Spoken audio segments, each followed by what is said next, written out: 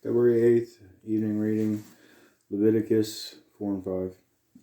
The sin offering, Leviticus 4. The Lord said to Moses, "Say to the Israelites, when anyone sins unintentionally and does what is forbidden in any of the Lord's commands, if the anointed priest sins, bringing guilt on the people, he must bring to the Lord a young bull without defect as a sin offering for the sin he has committed. He is to present the bull at the entrance to the tent of meeting before the Lord. He is to lay his hand on its head and slaughter it there before the Lord. Then the anointed priest shall take some of the bull's blood and carry it into the tent of meeting.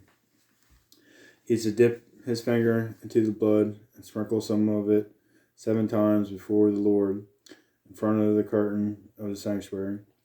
The priest shall then put some of the blood on the horns of the altar of fragrant incense, that is before the Lord in the tent of meeting. The rest of the bull's blood he shall pour out at the base of the altar of burnt offering at the entrance to the tent of meeting.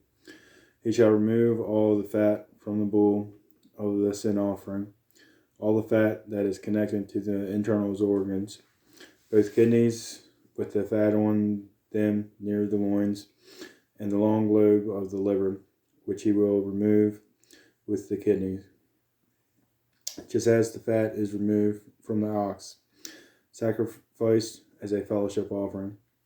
Then the priest shall burn them on the altar of burnt offering, the hide of the bull and all its flesh, as well as the head and legs, the internal organs, and the intestines, that is, all the rest of the bull, he must take outside the camp to a place ceremonially clean, where the ashes are thrown, and burn it there in a wood fire on the ash heap.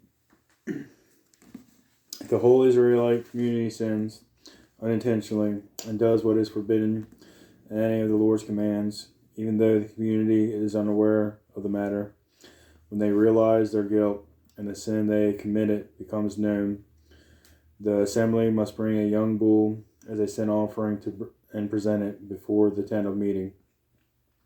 The elders of the community are to lay their hands on the bull's head for the Lord, and the bull shall be slaughtered before the Lord.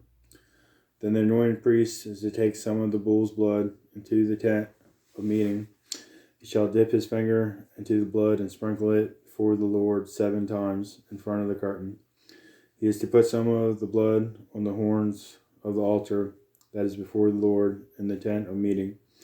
The rest of the blood he shall pour out at the base of the altar of burnt offering at the entrance of the tent of meeting. He shall remove all the fat from it and burn it on the altar, and do with this bull just as he did with the bull for the sin offering. In this way, the priest will make atonement for the community, and they will be forgiven. Then he shall take the bull outside the camp and burn it as he burned the first bull. This is the sin offering for the community. When a leader sins unintentionally, does what is forbidden in any of the commands of the Lord his God, when he realizes his guilt and the sin he has committed becomes known, he must bring as his offering a male goat without defect. He is to lay his hand on the goat's head and slaughter it at the place where the burnt offering is slaughtered before the Lord. It is a sin offering. Then the priest shall take some of the blood of the sin offering with his finger and put it on the horns of the altar of burnt offering, and pour out the rest of the blood at the base of the altar. He shall burn all the fat on the altar as he burned the fat on the fellowship offering. In this way, the priest will make atonement for the leader's sin, and he will be forgiven. If any member of the community sins unintentionally and does what is forbidden in any of the Lord's commands, when they realize their guilt and the sin they had committed becomes known, they must bring as their offering for the sin they committed a female goat without defect. They are to lay their hand on the head of the sin offering and slaughter it at the place of the burnt offering. Then the priest is to take some of the blood with his finger and put it on the horns of the altar of burnt offering and pour out the rest of the blood at the base of the altar. They shall remove all the fat, just as the fat is removed from the fellowship offering, and the priest shall burn it on the altar as an aroma pleasing to the Lord. In this way, the priest will make atonement for them, and they will be forgiven. Someone brings a lamb as a sin offering. They are to bring a female without defect. They are to lay their hand on its head and slaughter it for a sin offering at the place where the burnt offering is slaughtered. Then the priest shall take some of the blood of the sin offering with his finger and put it on the horns of the altar of burnt offering, and pour out the rest of the blood at the base of the altar. They shall remove all the fat, just as the fat is removed from the lamb of the fellowship offering, and the priest shall burn it on the altar on top of the food offerings presented to the Lord. In this way, the priest will make atonement for them for the sin they have committed, and they will be forgiven. Leviticus 5. If anyone sins because they do not speak up when they hear a public charge to testify regarding something they have seen or learned about something, they will be held responsible. If anyone becomes aware that they are guilty, if they unwittingly touch anything ceremonially unclean, whether the carcass of an unclean animal, wild or domestic, or of any unclean creature that moves along the ground, and they are unaware that they have become unclean, but then they come to realize their guilt, or if they touch human uncleanness, anything that would make them unclean, even though they are unaware of it, but then they learn of it and realize their guilt. Or if anyone thoughtlessly takes an oath to do anything, whether good or evil, in any matter one might carelessly swear about it, even though they are unaware of it, but then they learn of it and realize their guilt.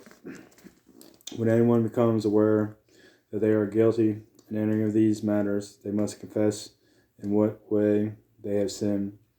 As a penalty for their sin they have committed, they must bring to the Lord a female lamb or goat from the flock as a sin offering, and the priest shall make atonement for them for their sin.